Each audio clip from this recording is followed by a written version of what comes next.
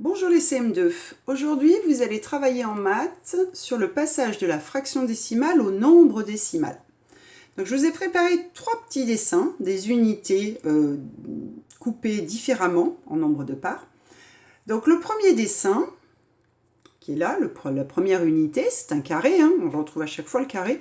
Ce carré, si je le coupe en 10 parties égales, chaque partie, c'est-à-dire une bande rouge, vaut 1/10. D'accord ? Ensuite, je reprends le même carré. C'est le même carré, sauf que je recoupe dans ce sens aussi. Du coup, j'ai fait 100 parties égales. C'est-à-dire qu'un petit morceau, un petit carré, vaut 1/100.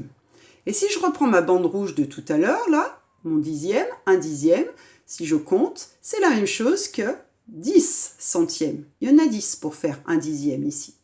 Ensuite, je passe à un autre carré identique, mais cette fois-ci, au lieu d'être coupé en 100 parties égales, je recoupe chaque partie en 10. Donc du coup, je me retrouve avec 1000 parts, 1000 petites parts. Donc, mon petit carré vert là, qui valait 1/100, si je compte, j'ai 10 millièmes dedans. Ma petite bande rouge de tout à l'heure qui valait 1/10 ou 10 centièmes, cette fois, elle vaut 100 millièmes. D'accord ? À chaque fois, je trouve une fraction égale. Et pour passer des dixièmes aux centièmes, je multiplie par 10. Pour passer des centièmes au millième, je remultiplie par 10 à chaque fois. Et ici, je vous ai fait, mais je l'ai fait un petit peu gros, 1 millième. Là, c'est 1 millième. Voilà. Donc, on va travailler aujourd'hui, passer de la fraction décimale au nombre décimal. Alors, je vous mets des exemples, puisque vous allez avoir à faire un exercice comme ça. Il va falloir décomposer les fractions. Alors, si par exemple, vous avez 245 centièmes. 245 centièmes, je décompose, le 245, je le décompose. Ça fait 200 centièmes plus 40 centièmes plus 5 centièmes. Voilà. Ensuite, dans un deuxième temps, je vais simplifier les fractions. C'est-à-dire que je vais me dire, attends, dans un gâteau où il y a 100 parts, si j'en prends 200, bah oui, ça me fait 2 unités, 2 gâteaux entiers. C'est comme si je faisais 200 divisé par 100, ça fait 2. Donc 200 centièmes, c'est la même chose que 2 unités.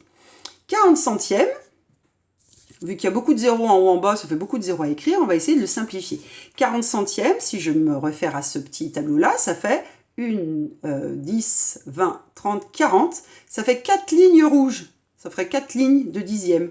Donc 40 centièmes, c'est la même chose que 4 dixièmes.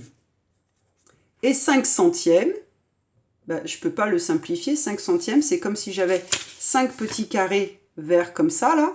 Mais je ne peux pas les mettre en dixième, j'en ai pas assez pour faire une ligne. Donc plus 5 centièmes. Voilà. Alors, juste un petit truc pour simplifier. Soit vous y arrivez parce que vous faites 200 divisé par 100. Là, je vois qu'à 40 centièmes, j'ai un zéro en haut, un zéro en bas. Donc, si je peux enlever le même nombre de zéros en haut et en bas, ça simplifie la fraction. Vous voyez, 40 centièmes, c'est comme 4 dixièmes. Là, j'ai pas de zéro en haut, j'en ai en bas, mais comme il n'y en a pas en haut, je ne peux pas en supprimer, je ne peux pas les enlever. Et pour ici, si j'enlève 2 zéros en haut, 2 zéros en bas, j'obtiens la fraction 2 sur 1. Et le 1 en dénominateur, on ne l'a jamais, parce que quand on coupe un gâteau en 1, c'est qu'on ne l'a pas coupé en fait. Il est en entier, donc ça fait 2 unités. Voilà. Une fois qu'on est là, on va revenir à notre tableau avec les parties entières et les parties décimales.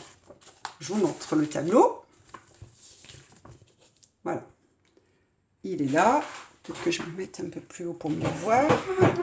Vous avez votre tableau avec les parties entières et les parties décimales. Alors, dans la partie entière, vous le connaissez, il y a les unités, les dizaines, les centaines, et puis après, il y aurait les unités de 1000, les dizaines de 1000, les centaines de 1000, etc. Et dans la partie décimale, donc tout ce qui est après la virgule, je retrouve les dixièmes, les centièmes et les millièmes, puisque une unité vaut 10 dixièmes, une unité vaut 100 centièmes, et une unité vaut 1000 millièmes. D'accord ? Donc, j'ai plus qu'à placer dans mon tableau, après, 2 unités, je change de feutre, donc 2 unités, ça va être dans les unités ici, 2, 4 dixièmes, donc je le mets là, et 5 centièmes, je le mets là. Et donc du coup, le nombre décimal qui apparaît, c'est 2,45 centièmes. Voilà. Je vous fais un autre exemple.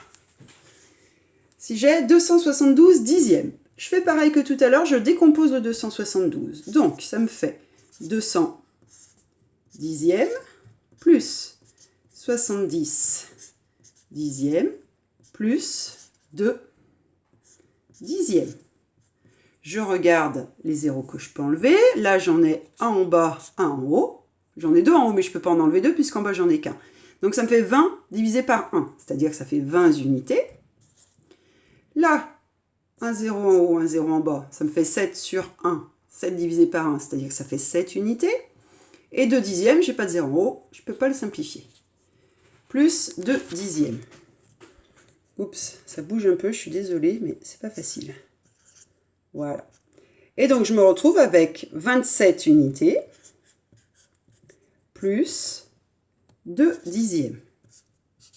Je prends mon tableau et je place 27 unités, donc 27 dans les unités.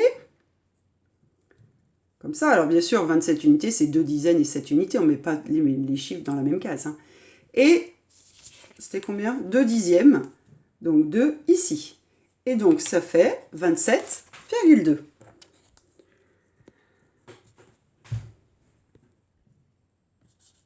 Voilà. Alors là, c'est quand on décompose la fraction. Et c'est très important de savoir le faire, décomposer la fraction et simplifier les fractions. Mais petit à petit, vous n'allez plus avoir besoin de décomposer comme ça. Vous allez pouvoir trouver directement quel est le nombre décimal qui correspond. Donc si j'ai 7634 millièmes, par exemple, 7634 millièmes, je peux le mettre directement dans mon tableau, sans le décomposer. 7634 millièmes. Comme c'est des millièmes, c'est comme pour les mètres.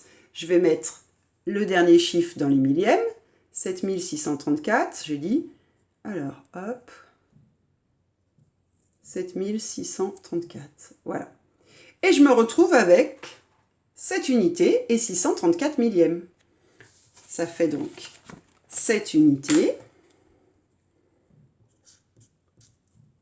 et 634 millièmes. C'est comme si je faisais 7634 divisé par 1000. Vous savez le faire. On l'a déjà fait. 7634 divisé par 1000. Vous vous rappelez, c'est l'histoire des zéros et de la virgule. Comme il y a 3 zéros, 1, 2, 3, il faut que j'ai 3 chiffres après la virgule. 1, 2, 3. La virgule dans un nombre entier, vous vous rappelez, elle est tout au bout. Donc je la décale, vu que je divise, de 3 rangs vers la gauche. Voilà. Donc vous allez faire maintenant les exercices du livre à la page 53. À la page 53, vous allez faire l'exercice 3, celui-là, là. Il va falloir décomposer les fractions, comme on a fait avant, comme il y a l'exemple. Vous décomposez et à la fin, vous trouvez le nombre décimal. Ensuite, vous allez faire l'exercice 4. L'exercice 4, vous allez écrire directement, en mettant dans votre tableau ou en faisant 258 divisé par 100, directement le nombre décimal. Et l'exercice 5, vous allez relier au bon endroit. D'accord? Eh bien, allez, bon travail!